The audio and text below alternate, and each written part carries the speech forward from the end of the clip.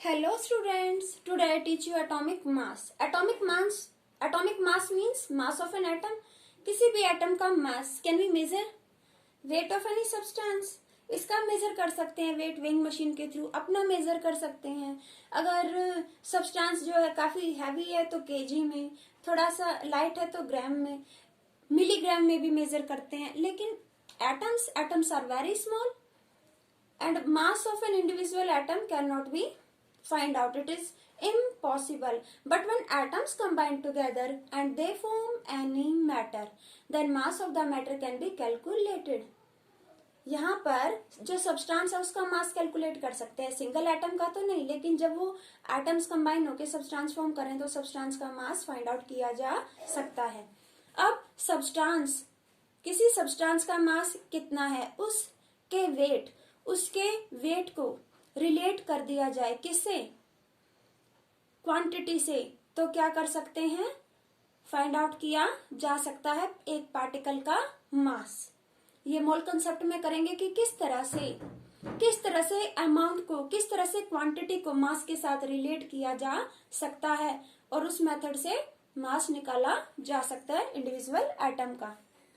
Approximate मास, क्योंकि single atom का मास तो कोई निकाल ही नहीं सकता. They are very very small. हम उन्हें नहीं देख सकते अपनी आई से. स्कैनिंग टनलिंग माइक्रोस्कोप से देखते हैं. स्टूडेंट्स, हाइड्रोजन का मास, हाइड्रोजन के वन एटम का एक्चुअल मास पता है कितना है?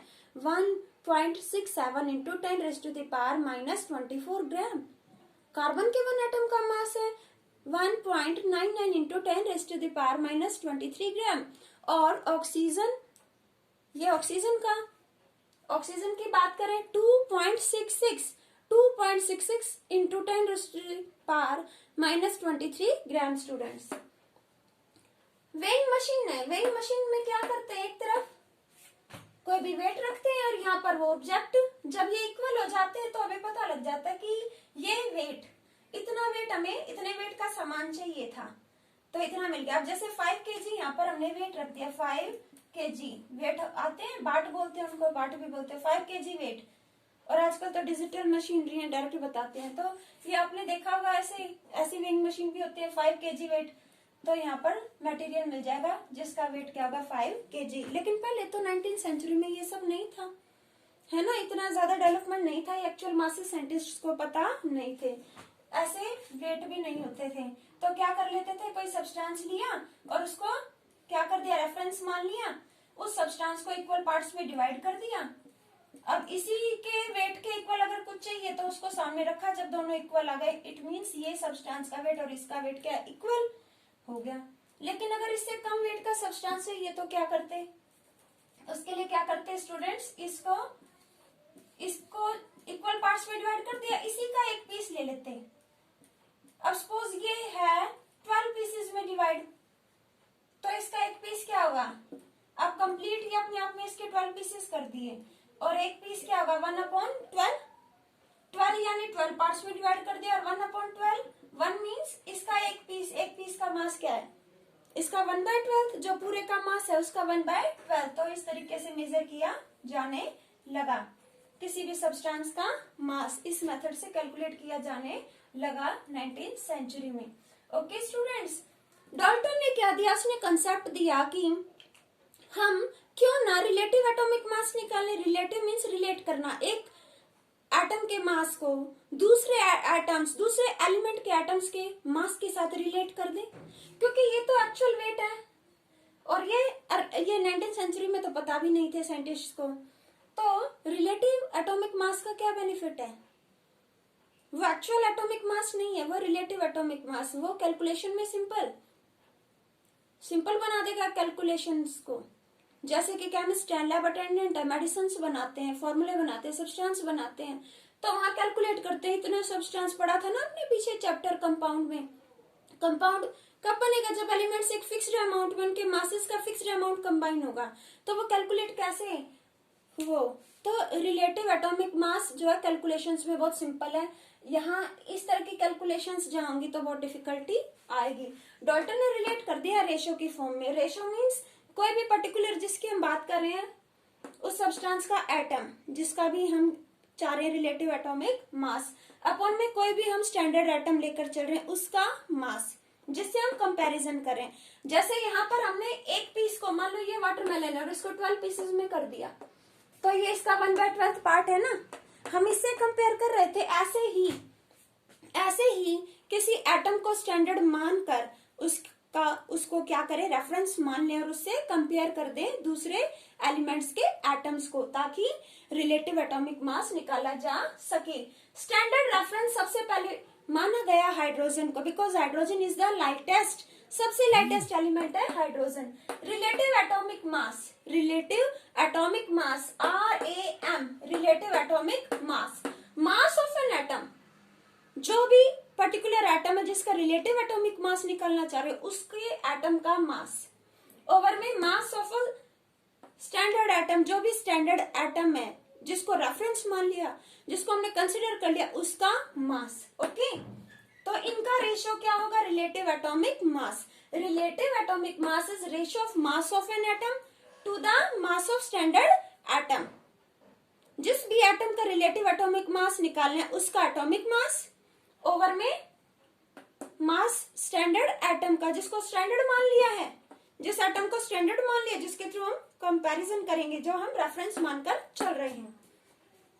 RAM of H, relative atomic mass hydrogen का कितना है, 1 यूनिट। आप देखते आ रहे हो 1 यूनिट, पढ़ा होगा आपने पिछली क्लासेस में भी। हाइड्रोजन एटॉमिक मास 1 यूनिट, वो क्या, रिलेटिव एटॉमिक मास। एग्जैक्ट मास नहीं है वो, एक्चुअल मास नहीं है वो, जो आप यू लिखा हुआ देखते हो, AMU देखते हो, वो क्या, relative atomic mass. Relative atomic mass hydrogen का क्या है, 1, ये क्या, लाइटेस्ट। लेकिन इससे क्या हुआ, जब हाइड्रोजन को रेफरेंस मानकर अदर एलिमेंट्स के रिलेटिव एटॉमिक मासेस निकाले गए, तो वो जो वैल्यूज आ रही थी वो फ्रैक्शंस में थी, होल नंबर की फॉर्म में नहीं थी, फ्रैक्शंस में थी। और जहां कहीं हमें कैलकुलेशन करनी है और वैल्यू फ्रैक्शन में आती है या कहीं डेसिमल में आती है, तो कैलकुलेशन क्या हो जाएगी, डिफिकल्ट।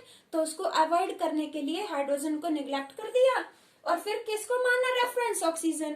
फिर पाया गया कि ऑक्सीजन तो काफी रिएक्टिव है, काफी अच्छा सब्सटेंस है, हाईली रिएक्टिव है। ओके, लेकिन फिर और बेटरमेंट के लिए कार्बन को ही रेफरेंस लिया गया फाइनली 1961 में।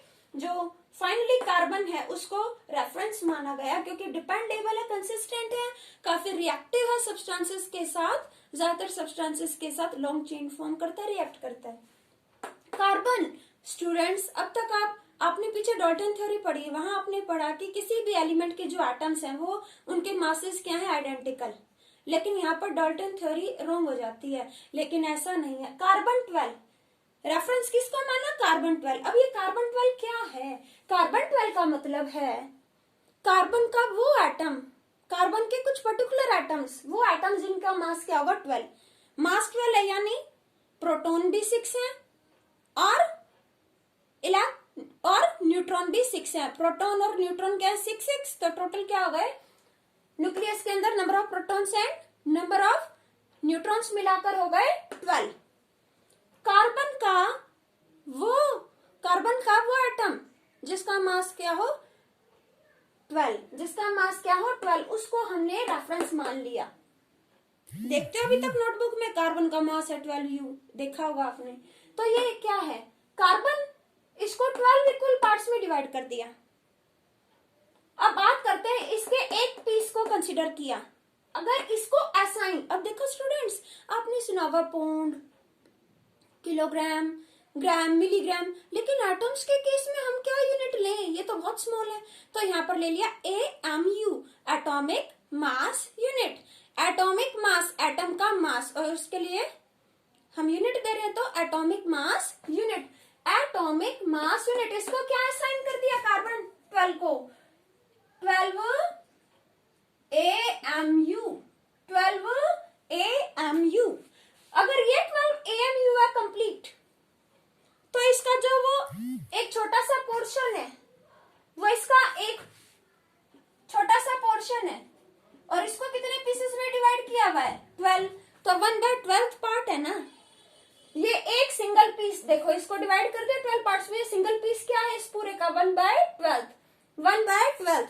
अगर ये पूरा 12 एटॉमिक मास यूनिट हमने इसको असाइन दिया, इसको नाम दे दे कि ये जो इतना सब्सटेंस है ये इसका वेट है 12 एटॉमिक मास यूनिट। तो इस पीस का क्या होगा 1 एटॉमिक मास यूनिट। इसको छोड़ो, इसको ले लो, ये भी है 1 एटॉमिक मास यूनिट, ये भी एटॉमिक मास यूनिट, 1 2 3 4 5 ऐसे 12 एटॉमिक मास यूनिट।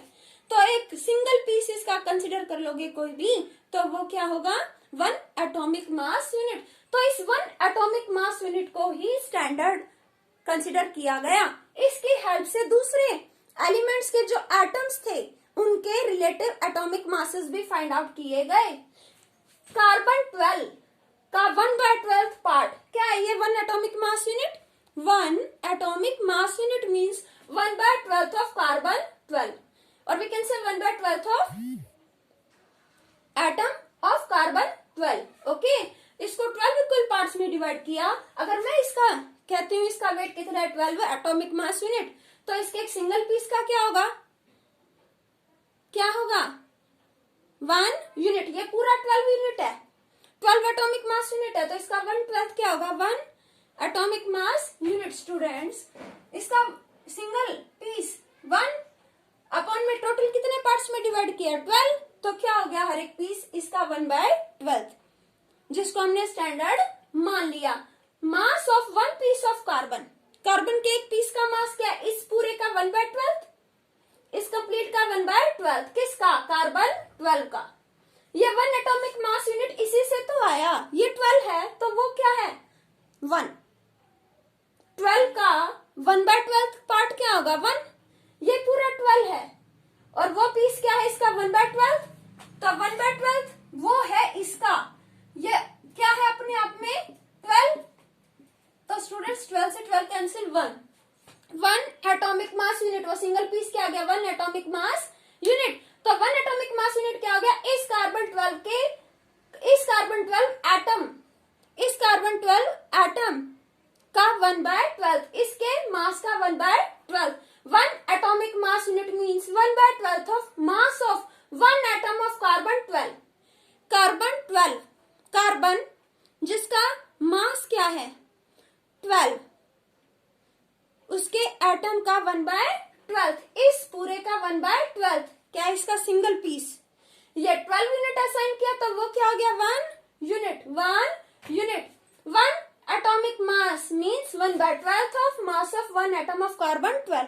कार्बन 12 का कोई एक एटम ले लो, उसके मास का 1/12 क्या हो गया 1 एटॉमिक मास यूनिट। सिंपल सी बात है बेटा, अगर ये 12 यूनिट हमने इसको मान लिया, कोई यूनिट तो होती नहीं, तो बेसिकली किसी ने तो शुरुआत करी, इनको रेफरेंस दिया गया, ये 12 यूनिट इसको मान लिया 12 एटॉमिक मास यूनिट, तो वो क्या हो गया इसका 12th पार्ट, 12वां हिस्सा 12th पार्ट क्या हो गया इसका 1 atomic mass unit. Now AMU को बाद में क्या कर दिया U से रिप्लेस कर दिया गया, IUPAC ने कर दिया ऐसा, international union of pure and applied chemistry ने क्या किया 1 atomic mass unit, atomic mass unit को रिप्लेस कर दिया U से। U unified mass, U means unified mass, U means unified mass, mass of 1 atom of carbon, carbon के 1 atom का मास कितना है students 1.99 into 10⁻⁻23 gram.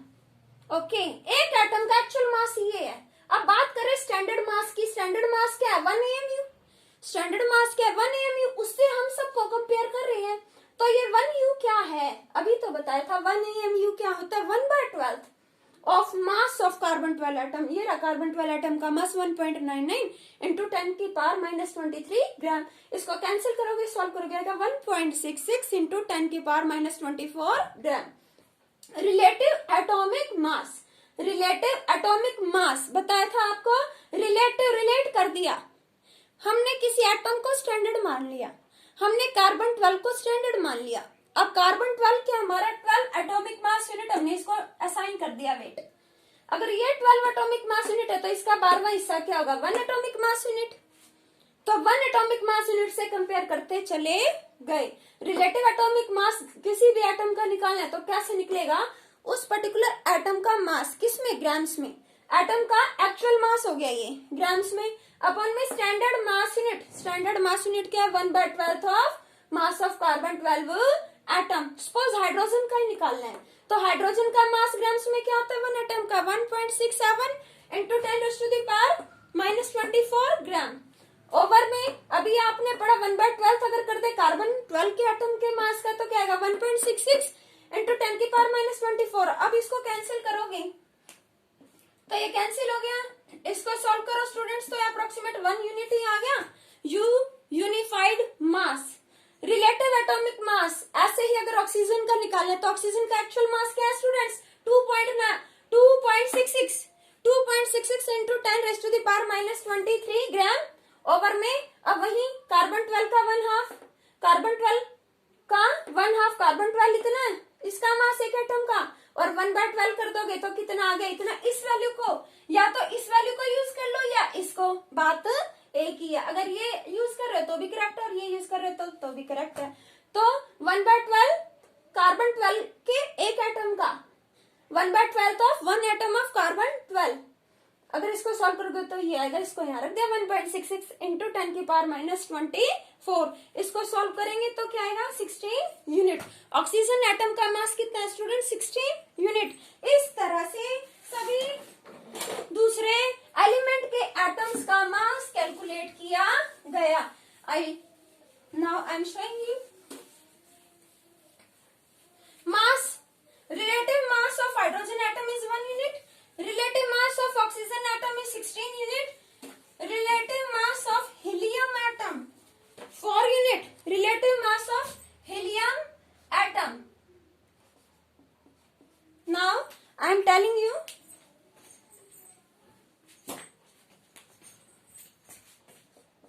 helium atom of an element. ये क्या है एलिमेंट का एटम और रिलेटिव एटॉमिक मास क्या होगा इसका हीलियम 4 यूनिट। इसी मेथड से निकलेगा ये भी। Lithium 7 unit, beryllium 8 unit, okay, like sodium 23 unit, chlorine 35.5 unit, argon 40 unit, calcium 40 unit. Okay, I hope it is clear to you. Now students,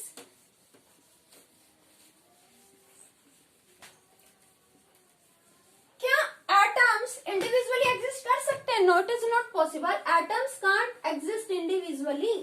Atoms combine together and they form molecule or ions.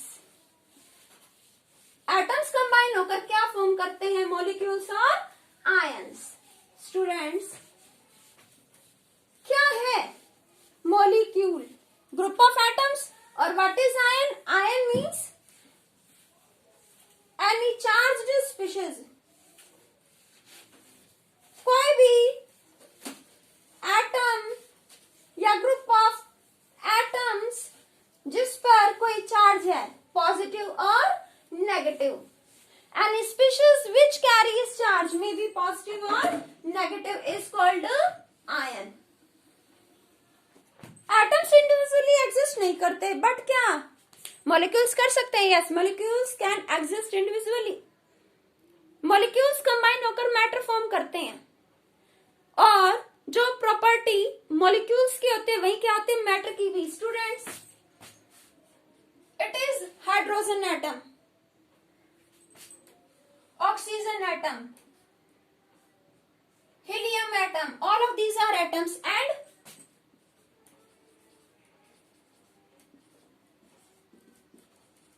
molecules, they exist independently.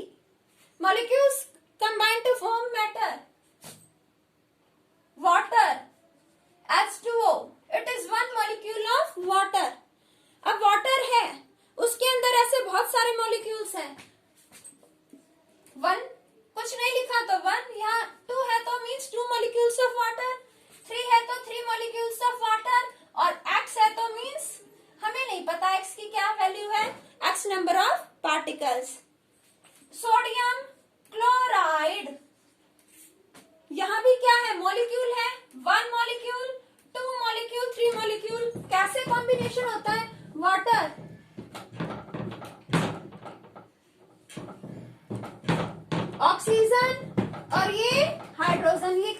कर रहे हैं? Molecule. NaCl,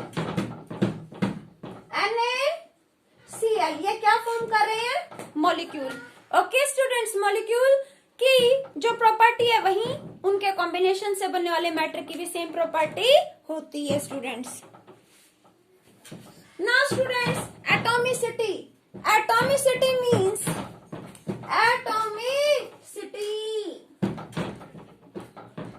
maximum number of atoms present in any element or compound। किसी भी substance के अंदर जो maximum atoms हैं वो क्या उसकी atomicity. You can see here helium